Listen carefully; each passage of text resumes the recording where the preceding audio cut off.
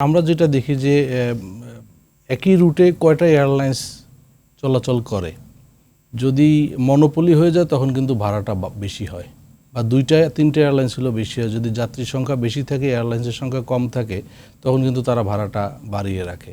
এখানে আরও অনেকগুলো বিষয় আছে। সাম্প্রতিক সময় গত প্রায় বছরখানেক যাবৎ বিদেশি কোনো এয়ারলাইন্স তারা লোয়ার ক্লাসের টিকিট সেল করা বাংলাদেশে একেবারে বন্ধ করে রেখেছে। আপনারা জানেন যে টিকিটের ইকোনমি ক্লাসই যদি আমরা ধরি, সেটা অনেকগুলো সাব ক্লাস আছে, ABCD একদম 15-16টা এরকম থাকে। তো তারা লোয়ার 3টা 4টা বা 5টা ক্লাস একদম টোটালি বাংলাদেশ থেকে সেল বন্ধ। দ্যাট ইজ ওই লোয়ার ক্লাসগুলো আপনি বাংলাদেশের বাইরে থেকে পাবেন, বাংলাদেশ থেকে এটা সেল বন্ধ। তো ওদের সাথে কথা বললে আমরা যেটা জানি যে বাংলাদেশ থেকে রেমিটেন্সের যে প্রবলেমটা, ডলার সংকটের কারণে তারা যেটা বলে, তাদের রেমিটেন্স করতে সময় বেশি লাগে, 4 মাস 5 মাস 6 মাস আরও বেশি সময় লাগে অনেকের। এইটার কারণে তারা লোয়ার ক্লাসের টিকিটগুলো সেল বন্ধ করে রেখেছে, একটু হায়ার ক্লাসে তারা বিক্রি করে। আর ওদের সফটওয়্যারটাই এমনভাবে ডিজাইন করা, যখনই বুকিং বেশি হইতে থাকবে প্রাইস বাড়তে থাকবে। এটা অটোমেটেড করা, এইটার কারণে দামটা বেশি হয় আমাদের দেশ থেকে। আরও অনেকগুলো বিষয় আছে, কিছু কিছু এয়ারলাইন্স বাজেট ক্যারিয়ার বা এই লেভেলের, কিন্তু যেহেতু অটোমেটেড অথবা অটোমেশন যেটাই বলুন না কেন, এরপর আমরা একটা চক্র, এর পিছনে একটা চক্র আছে, এই অভিযোগটি কেন শুনি? আমি সেটাতে আসতেছি। কিছু কিছু এয়ারলাইন্স আছে, তারা তাদের সকল ডিস্ট্রিবিউশন চ্যানেল, যেই সব চ্যানেলে টিকিট বিক্রি করার কথা, সবগুলো বন্ধ করে রেখেছে। ট্রাভেল এজেন্সির মাধ্যমে GDS সিস্টেমে বিক্রি করার কথা ছিল, সেটা বন্ধ। তাদের ওয়েবসাইট পোর্টাল বন্ধ।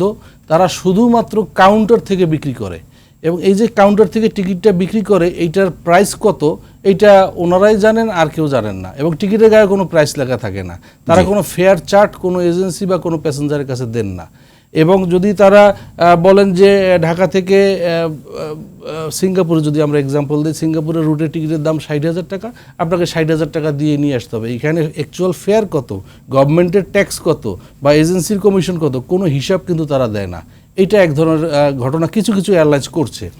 আবার আরেকটা বিষয় হচ্ছে যে কোনো এয়ারলাইন্স তারা তাদের সিলেক্টিভ এজেন্সির মাধ্যমে টিকিট বিক্রি করতে পছন্দ করে। আমাদের দেশে গভর্নমেন্ট অনুমোদিত প্রায় 37-3800 ট্রাভেল এজেন্সি আছে। এর ভিতরে যারা IATA অ্যাক্রেডিটেড প্রায় 1000-এর মতো, তারা সরাসরি টিকিট এয়ারলাইন্সের করতে পারে। এই 1000 এজেন্সিকেও কিন্তু এয়ারলাইন্স টিকিট বিক্রি করার সুযোগ দেয় না, এটাও তারা নিয়ন্ত্রণ করে। এটা কিন্তু ওপেন না। সো নিয়ন্ত্রণ করার পিছনে কিছু কিছু ক্ষেত্রে আমরা দেখেছি যে কোনো এজেন্সির প্রতি তাদের ভালোবাসা বেশি, তাদের গুরুত্ব বেশি, তারা তাদের বেশি টিকিট দেয়। পিছনের কারণটা এটা একেবারেই স্বাভাবিক, যার সাথে যার ভালো রিলেশন সে বেশি পায়, যার সাথে রিলেশন নাই সে পায়ই না, এরকম একটা অবস্থা। ভালো সেবা দেয়, ভালো সেবার কোনো বিষয় নাই, সেবা সবারই সমান। টিকিট তো সেবার ভিত্তিতে সম্পর্কটা ভালো হয় না, অন্য কোনো বিষয় আছে কিনা? ট্রাভেল এজেন্সি তো সার্ভিস দেয় না, ultimate service provider is airlines. তো ট্রাভেল এজেন্সি তাদের যে সিলেক্টিভ এয়ারলাইন্স কর্তৃক যেসব এজেন্সিকে বেশি সুযোগ দেওয়া হয়, তারা এখানে কিছু কিছু ক্ষেত্রে মনোপলি বা মালিক কারা, সেটা দাম বেশিতে বিক্রি করতে পারে। নাজমুল আশরাফ ভাই যে এটা প্রশ্নটা রাখলেন যে আসলে মালিককে সেটা কতটা প্রভাব রাখে, আমি এটাতে আসতেছি। আরেকটা বিষয় যেটা আছে যে গ্রুপ টিকিটিং। আপনি একটা ফ্লাইট ফুল খালি, GDS সিস্টেমে সেটাকে আপনাকে ক্লোজ করে দেখানো যায়। এয়ারলাইন্স পারে সেটাকে তাদের কমান্ড দিয়ে ticket flight sold out close দেখাচ্ছে, কিন্তু আসলে সেল হয় নাই। এইটাকে করা যায়, তারা কন্ট্রোলিং করে, গ্রুপ টিকিটের নামে নাম ছাড়া একদম ব্লক করে ফেলে পুরো ফ্লাইটটা।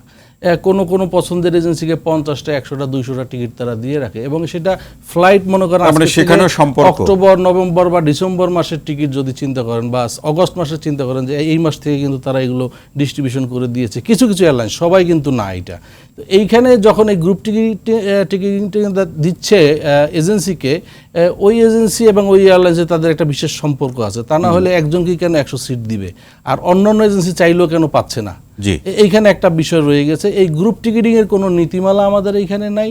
এয়ারলাইন্স কি প্রক্রিয়ায় তার বিপণন এবং বিক্রয় করবে, তার সেক্ষেত্রে আপনাদের সংগঠন আটাপ থেকে কি আপনাদের কোনো উদ্যোগ ছিল কিনা বা আছে কিনা?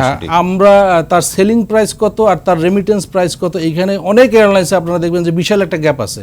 সে বিক্রি করছে 1 লাখ টাকা, হয়তো রেমিটেন্স করতেছে 30,000 টাকা। এইখানে একটা গ্যাপ আছে, এইটাও কিন্তু দেখা হচ্ছে না। আবার কোনো এয়ারলাইন্সের GSA একচ্ছত্রভাবে পুরো ফ্লাইটটাকে নিয়ন্ত্রণ করে। সে হেড অফিস থেকে একটা ভাড়া নিয়ে আসে, এইখানে মার্কেটে কী দামে সে টিকিটটা বিক্রি করছে তার হেড অফিস জানেই না। হেড অফিসকে সে হয়তো একটা নির্দিষ্ট লেভেলের একটা একটা অ্যামাউন্ট দিয়ে দিচ্ছে। এই ঘটনাগুলো ঘটতেছে।